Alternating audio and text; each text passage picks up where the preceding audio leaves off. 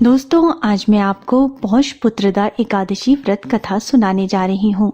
पौष माह के शुक्ल पक्ष की एकादशी तिथि को पौष पुत्रदा एकादशी का व्रत किया जाता है और यह व्रत माताएं अपने संतान की दीर्घायु, उन्नति और सुरक्षा के लिए करती हैं। साथ ही जिन दंपति को संतान प्राप्ति की इच्छा है, उनके लिए यह व्रत अत्यंत फलदायी माना गया है। पौष पुत्रदा एकादशी व्रत कथा सुनने से पूर्व भगवान विष्णु और माता लक्ष्मी का ध्यान करें। मन ही मन ओम नमो भगवती वासुदेवाय मंत्र का जप करते हुए श्रद्धा पूर्वक कथा का श्रवण करें। ओम नमो भगवते वासुदेवाय। श्री कृष्ण जी के चरणों में अर्जुन ने प्रणाम कर श्रद्धा पूर्वक प्रार्थना की, हे मधुसूदन, अब आप पौष माह के शुक्ल पक्ष की एकादशी के महात्म्य को बताने की कृपा करें। इस एकादशी का क्या नाम है, इसका क्या विधान है, इस दिन किस देवता का पूजन किया जाता है? कृपया कर मेरे इन सभी प्रश्नों का विस्तार सहित उत्तर दें। अर्जुन के प्रश्न पर श्री कृष्ण ने कहा, हे अर्जुन, पौष माह के शुक्ल पक्ष की एकादशी का नाम पुत्रदा है। इसका पूजन पूर्व में बताई गई विधि अनुसार ही करना चाहिए। इस उपवास में भगवान श्री हरि का पूजन करना चाहिए। संसार में पुत्रदा एकादशी उपवास के समान अन्य दूसरा कोई व्रत नहीं। इसके पुण्य से प्राणी तपस्वी, विद्वान, धनवान बनता है। इस एकादशी से संबंधित जो कथा प्रचलित है उसे मैं तुम्हें सुनाता हूँ।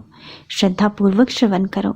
प्राचीन समय में भद्रावती नगरी में सुकेतुमान नामक एक राजा राज्य करता था।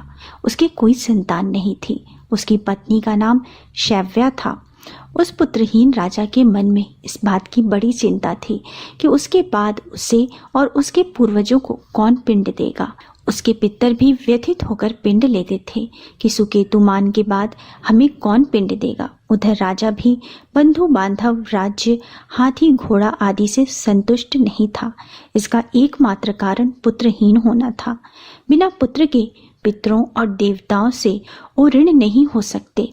इस तरह राजा रात दिन इसी चिंता में घुला रहता था। इस चिंता के कारण एक दिन वह इतना दुखी हो गया कि उसके मन में अपने शरीर को त्याग देने की इच्छा उत्पन्न हो गई। किंतु वह सोचने लगा कि आत्महत्या करना तो महापाप है।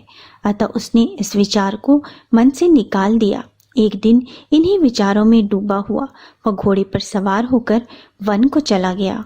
घोड़े पर सवार राजा वन, पक्षियों और वृक्षों को देखने लगा। उसने वन में देखा कि मृग, बाघ, सिंह, बंदर आदि विचरण कर रहे हैं। हाथी शिशुओं और हथनियों के बीच में विचर रहा है। उस वन में राजा ने देखा कि कहीं तो सियार कर्कश शब्द निकाल रहे हैं और कहीं मोर अपने परिवार के साथ नाच रहे हैं। वन के दृश्य को देखकर राजा और ज्यादा दुखी हो गया कि उसके पुत्र क्यों नहीं है। इसी सोच विचार में दोपहर हो गई। वह सोचने लगा कि मैंने अनेक यज्ञ किए और ब्राह्मणों को स्वादिष्ट भोजन कराए, किंतु फिर भी मुझे यह दुख क्यों मिला है? आखिर इसका कारण क्या है? अपनी व्यथा किससे कहूँ?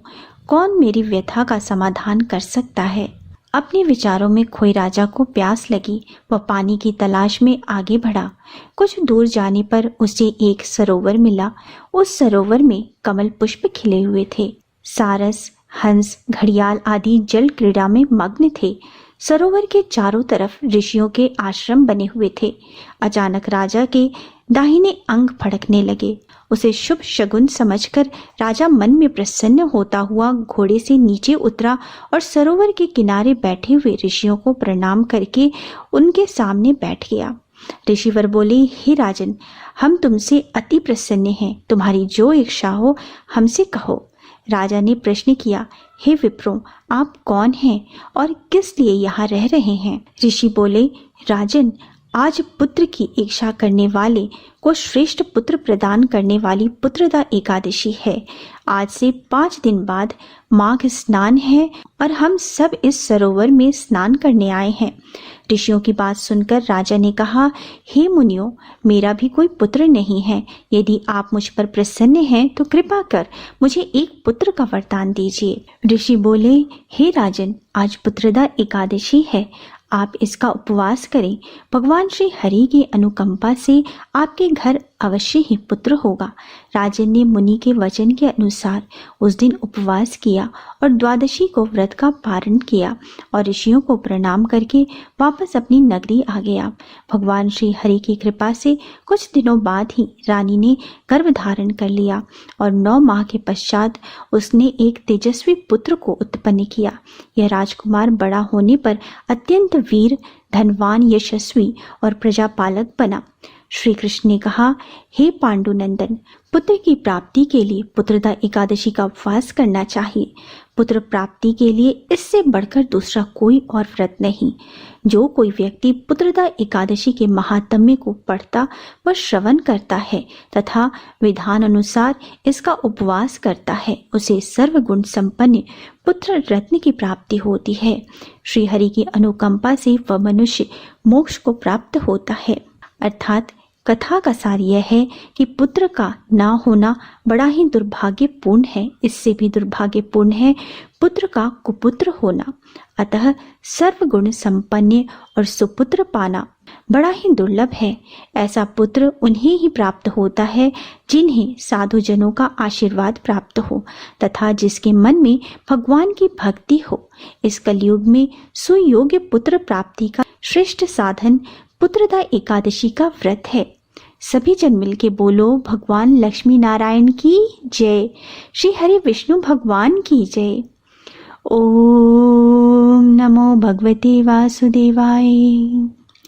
उम्मीद है दोस्तों आपको मेरा आज का वीडियो पसंद आया होगा। वीडियो पसंद आया है तो वीडियो को लाइक कर दीजिए, परिवारजनों के साथ, दोस्तों के साथ शेयर ज़रूर कीजिए ताकि वो भी इस कथा के श्रवण का लाभ उठा सके। और मेरे चैनल को सब्सक्राइब करना मत भूलिए। मिलते हैं अगले वीडियो में। तब तक स्वस्थ रहिए, सुरक्षित रहिए और अपना बहुत बहुत ध्यान रखिए। जय माता दी।